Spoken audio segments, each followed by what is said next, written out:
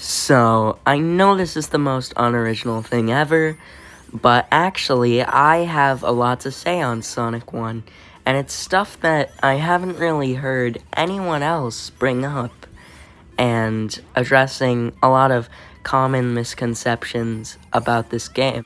So, a while ago, and I can't even remember when this is, but I was on a call with my friend, and he's not a very big Sonic fan. He's more into like the popular gamer games and like old Nintendo games and that kind of stuff.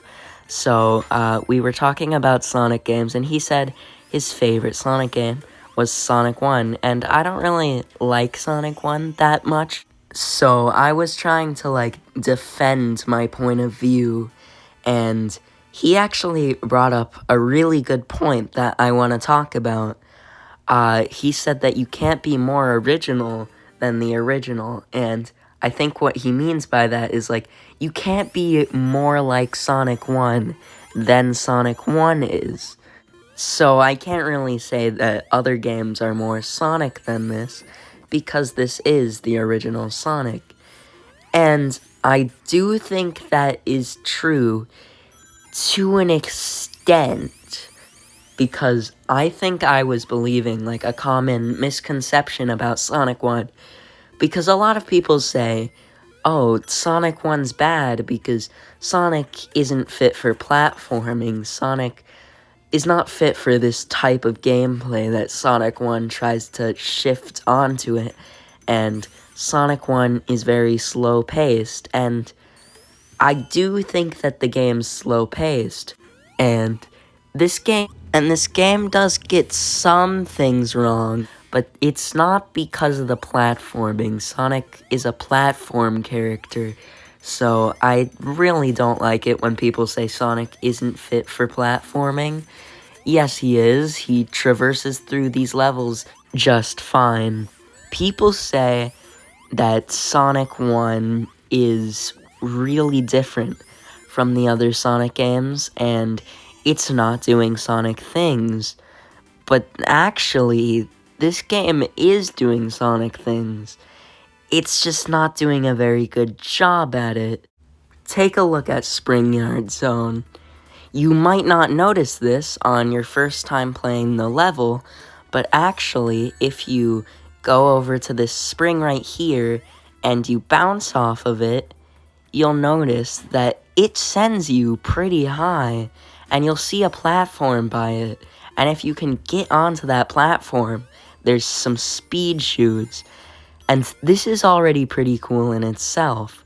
But if you go over to an area right after this in the level, and you hit this spring, you get to skip like a big chunk of nonsense from the level. It's not like that substantial, but it's pretty cool, and it can be used to pull off some pretty good speedruns of the stage. And this, if you look at this right here, this is what Sonic's all about. Finding new paths and areas through the level to get faster times, and in this level, I think it's an even better example of this than most levels, because it actually uses the Sonic physics to your advantage. I think this should be the prime example for learning about Sonic physics shortcut stuff in Sonic games, and wouldn't you know, it got its start here in Sonic 1. And there are other examples to this too, but a lot of them don't really use Sonic physics to their advantage. Like, take this one in Labyrinth Zone. In this part of the level, normally you'll just think to keep going downwards because there's nowhere left to the side or upwards to go. But actually, if you do some speedy Sonic strats, not really, you literally just have to go back up, but you'll find this little platform that you can use to skip most of the level and get a faster time, and I think this is the right idea. Searching in the level to find faster routes and optimize your times. But the way you do this is really stupid. There's no context clues or anything. You're just expected to go back up, I guess, and the platform's just there, it just spawns. This is exactly what I was talking about, how it does Sonic things, but just not very good. And also, the alternative routes to these paths are just boring. And having boring parts of your game is objectively bad game design. I don't care if it's the original Sonic, so it should be bad, because that's what Sonic... No, I want to play good games. That's what video games are for. And I think that there are ways to do these things without making the alternative paths suck and adding bad parts to your games. In fact, I know you can, because I've played later Sonic games and they fixed this problem. It's not that Sonic 1 doesn't do Sonic things, it's that it does Sonic things worse. Now, you'll notice that I've left out 3 levels of the game purposely. These are what I think are the best levels of Sonic 1. The really good ones. That's so good that if you reskinned it and put it in another Sonic game, I might not even notice. Well, I mean, of course I would notice, but most people wouldn't.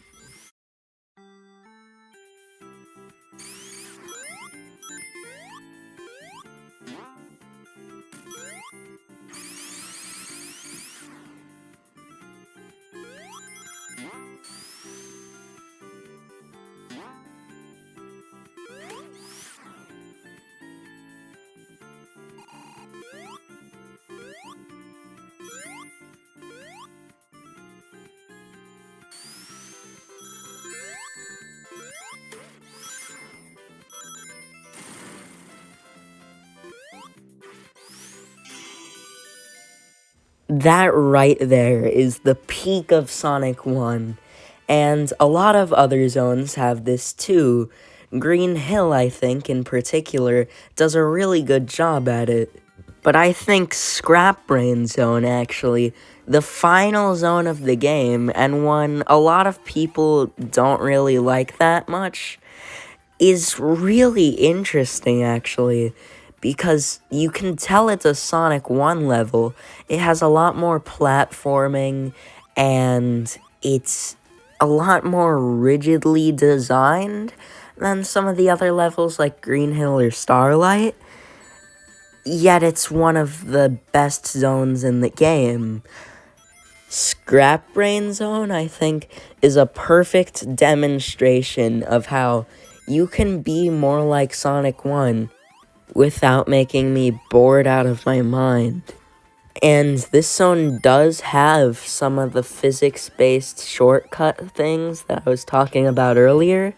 In Scrap Brain Zone Act 2, there's these little spinny circle things that you can get really cool spin dash jumps off of if you're playing in a version of the game with the spin dash or drop dash.